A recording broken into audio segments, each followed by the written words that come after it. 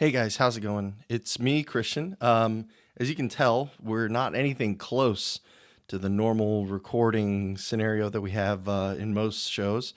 So a lot of things are going to be different. I'm doing 100% of this through my phone because a lot of stuff didn't work out with timing, and I decided to redo and rewrite some stuff that I had for videos and reaccomplish some work that we had done. So I guarantee you it's not going to be the exact same standard of quality as you probably are used to.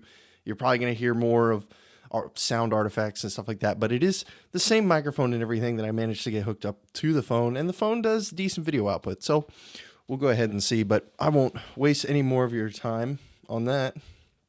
Today, I've actually been wanting to make a video about this for a long time.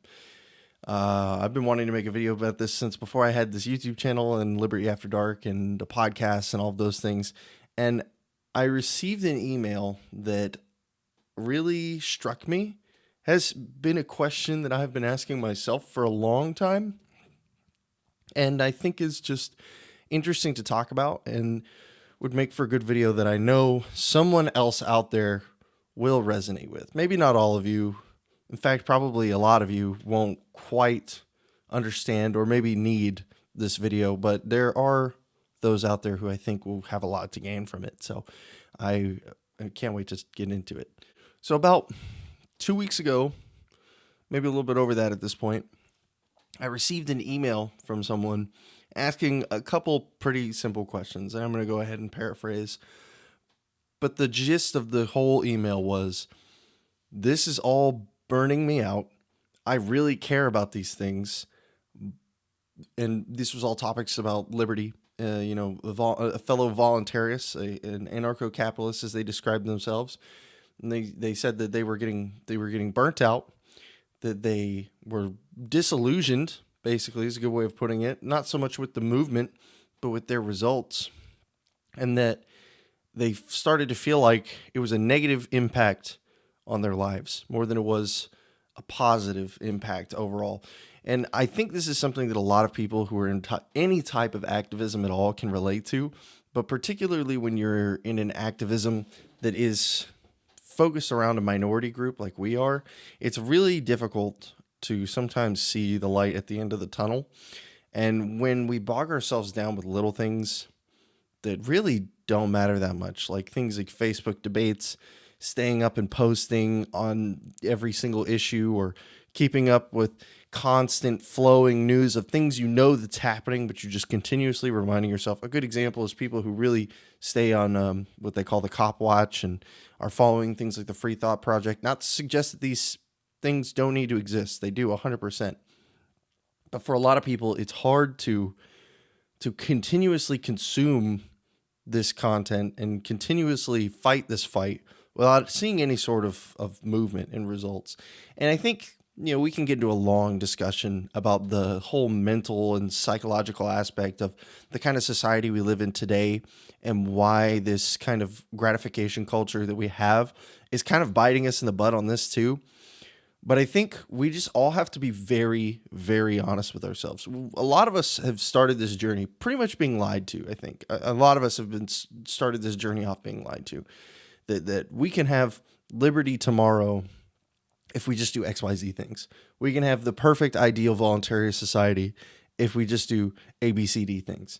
And that's simply, it's not true, right? Once you start digging into what we're going up against and what the fight that we're fighting, you realize that we're literally going against things and ideas and methodologies that are so entrenched in what it is to be a human. It's what it means to be in a civilization, not so much human, but to live in a human civilization, that these are artifacts from hundreds of years ago.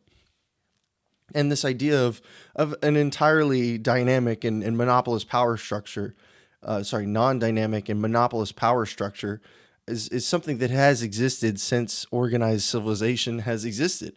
And it's a massive leap forward. And I think it's amazing that we have the support that we do. We have the people that we do to make these sorts of things happen. But at the same time, we have to take a step back and we have to say that we're like on the bleeding edge of this sort of self-reliant philosophy, of this sort of individualist mentality. And A lot of people are not ready for that.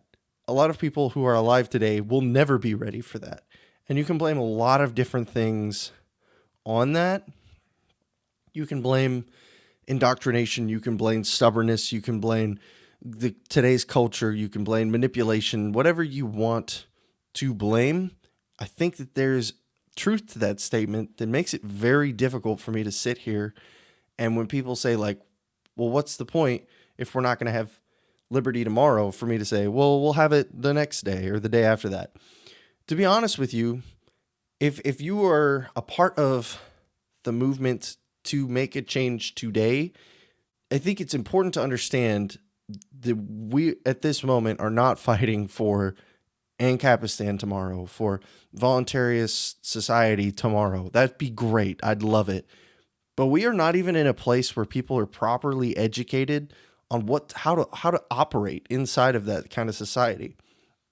And this is why, if you've been watching this show for a while, I've been talking about transitarianism. And my position, if you've been watching this from beginning to now, has changed and evolved, as I feel all people's should be. I feel like I'm getting more extreme as time goes on. But in some ways, I think I am staying pretty close to where I am. I still support the idea of transitarianism for this reason. And I feel like, so when I was going through this in my head, I reached a point probably a few months ago, and just recently too, I had a smaller version of the same thing, to where I was just burnt. I was just nothing. It feels like nothing matters. All of these people are just a bunch of brainwashed sheep, and they'll never wake up and see the what's written on the walls, and it's hopeless, right? There's no point in even putting all of the time and effort into doing this. But it sort of hit me that, well, when it hit me that we aren't doing this for today. We aren't doing this for the Facebook argument. We are the educators. We are laying the groundwork, the foundation. Like, we cannot build a house without the foundation, right? And if we attempted to do so, then it would just collapse in on itself at the first sign of push. So we are focused at this point on education above all else. And I think that's why a lot of amazing people out there, a lot of amazing people, from the guys over at Disenthrall to, what we're doing over here, Liberty Memes, all these different groups are doing excellent jobs at spreading the word. And they have different levels of spreading the word as well. I think you have like your introductory, getting people exposed to Liberty and Liberty Memes. You have maybe something in the middle is where I would put my content and a couple other people's on YouTube. And then you have the guys like Disenthrall, who are the very high-minded, very, conceptualized philosophers, honestly, who are really putting the real grit, really doing that fine sanding work. So for any of you guys who do machine work, and I love bad analogies. So Liberty Memes and like Liberty Late Night and those guys, they acquire the materials. I shape it, and then they do the port and polish for the whole thing. So yeah, that's how I would consider it. And so there's like tiers to this, and you can fall anywhere along there, but you don't have to be like a direct come out and be like, okay, I'm going to teach a class. I'm going to sit down with a pen and paper and have a test, or sit and lecture in front of a camera for however long this video goes. Those things aren't requirements for you to be an educator in the movement. If you understand the non-aggression principle, live it. And when people are like, well, why did you choose this thing? You have an opportunity to explain and to demonstrate the principles by which you live your life and want others to live theirs.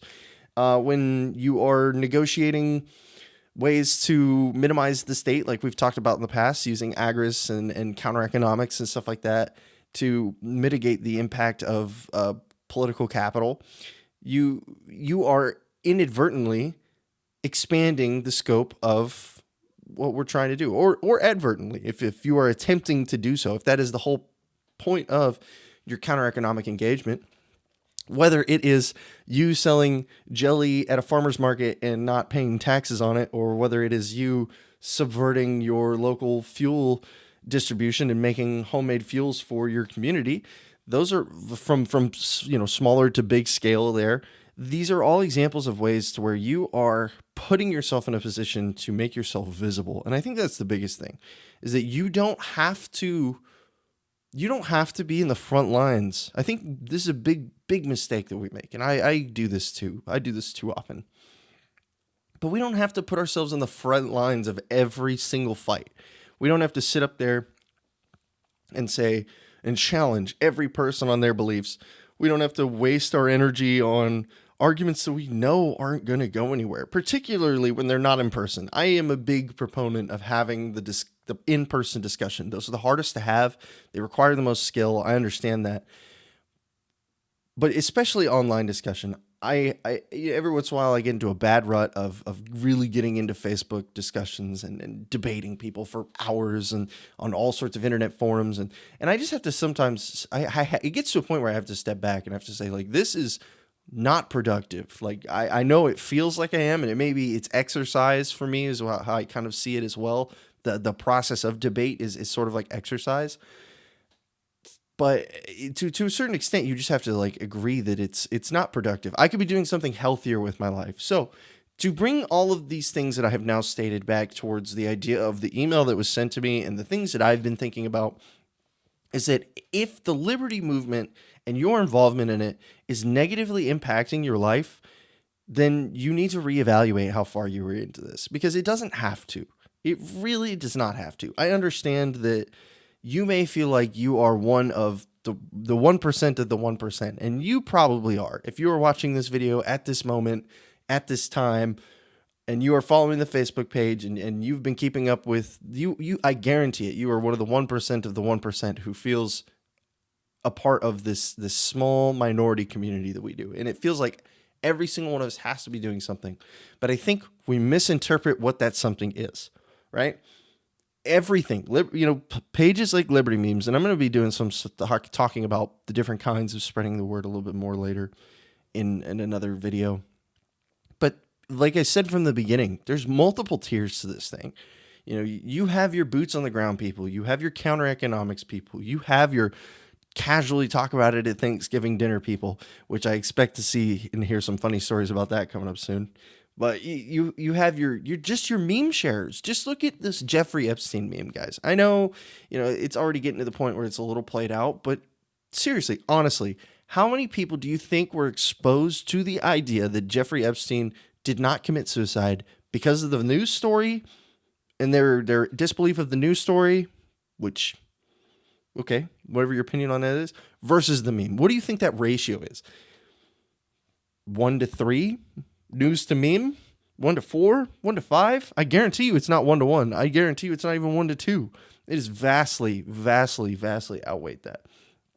So every little bit counts.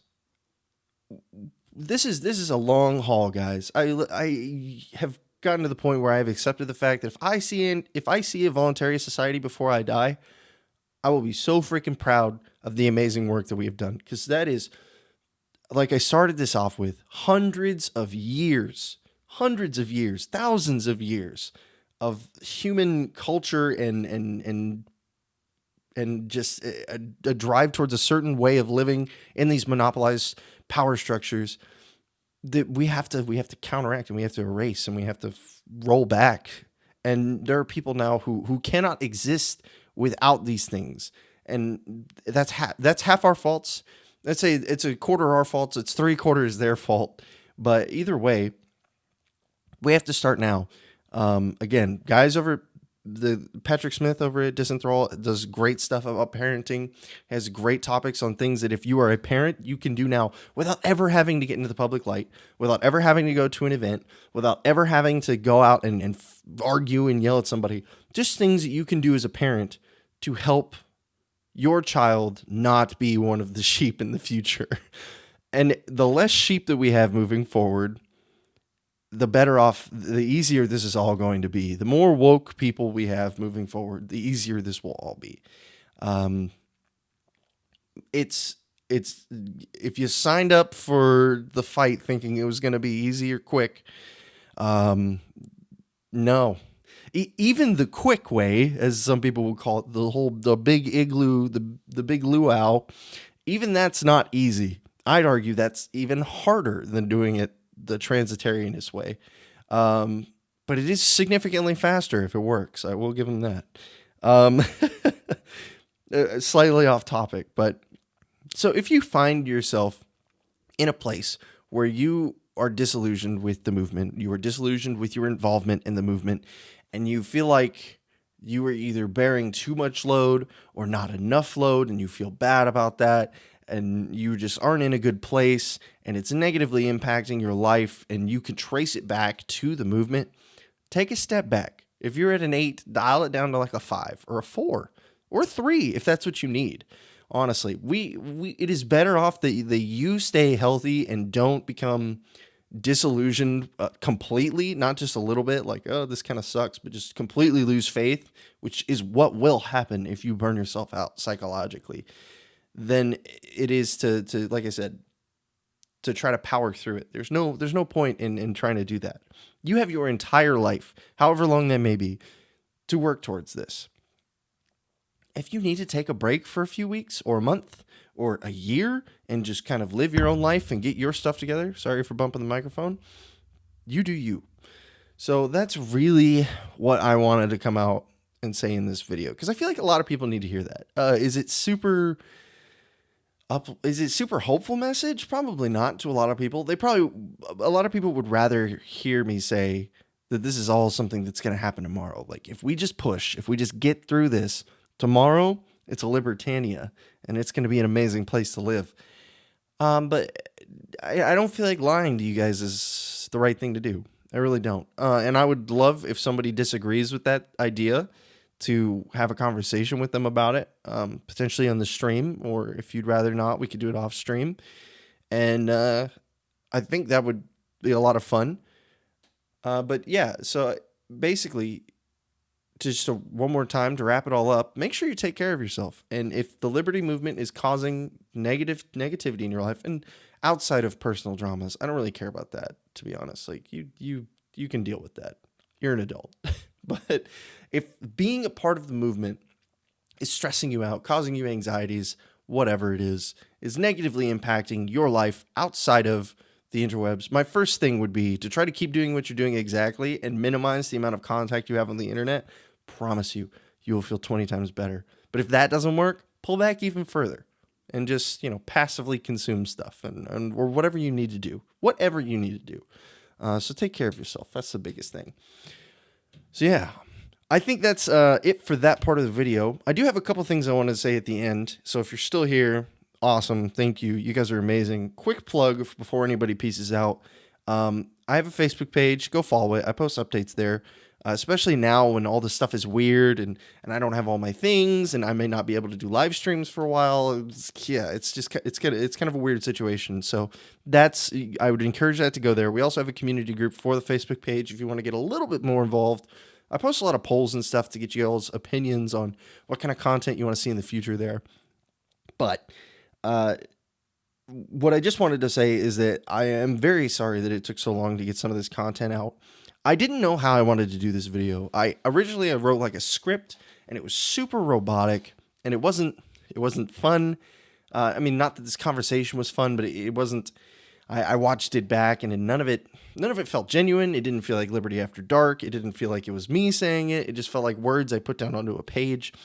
And so I wanted to record this again with my other equipment, but then all of that got shipped out already, so I didn't quite have enough time to do that, so I had to figure out a way to do it all with my phone, and so I did that, and so we're here now, but I wanted to do it in the style as if I was doing this live, so you may see one or two edits, because maybe I took a drink of water, and I wanted to cut that out or something, or I messed up a word, which I know there's one place where I did that, but other than that, I wanted it to be as close to feeling like we're just chatting on the live stream as possible. So I hope that came across. Expect at least another podcast episode here before we start live streams again. Hopefully, again, keep up with the Facebook page. Some stuff might be changing, but yeah. So at least one podcast, which will be audio, posted to the podcast's distributor, and maybe one more YouTube video. We'll see. I got some stuff I want to make, and now that I know I don't have the green screen, but honestly, I feel like this is okay. This is not bad. I feel like this is acceptable levels of quality to make one or two videos on before we go back to the better recording setup. So that's really all I had for you guys. If you enjoyed it, please make sure you like, subscribe, hit the bell, share this. If you know somebody who needs this, share this video, please. If somebody's getting burnt out, if somebody's getting to the point where they are just like, what is the point? Why am I doing this? I'm not happy, blah, blah, blah. Then share this video to them. I think it might help some people, honestly. And that's the number one goal here with this is that there's a lot of things I could have talked about that were more up to date with the news and more current. But I could have talked about all those things. But I feel like this. I feel like this is what needed to be said. This is what needed to be said today. So I hope all of you guys are having a fantastic life, and I hope to see you all very shortly at the next live stream, or to see you in the comments for the videos or on Facebook or wherever you're at. I love all of you guys. Keep having a wonderful day and rest of your life. Goodbye.